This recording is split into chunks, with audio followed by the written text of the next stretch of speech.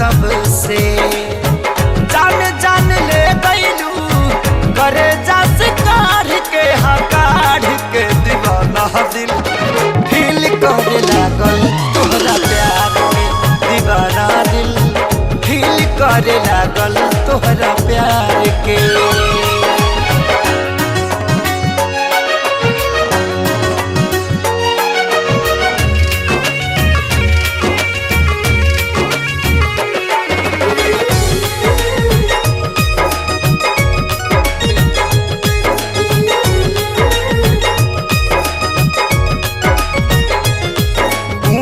के चंदा जैसे चमका तारू हो रात रानी जैसे रानी गम का तारू हो।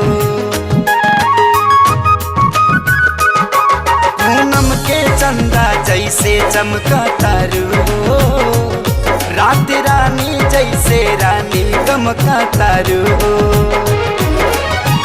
ओठवा से माथे टपके मन भौरा बन के लब के चुमला चाहता है रूप रसदार के दीवाना दिल फील करे लागल तोहरा प्यार के दीवाना दिल फील करे लागल तोहरा प्यार के।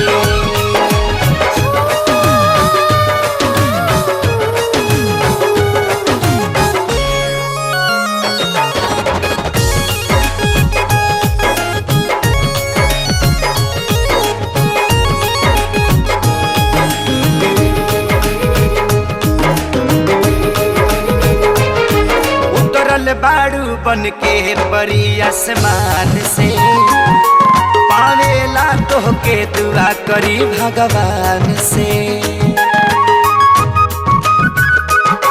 उतरल बाड़ू बन के परी आसमान से पावेला तोहके दुआ करी भगवान से।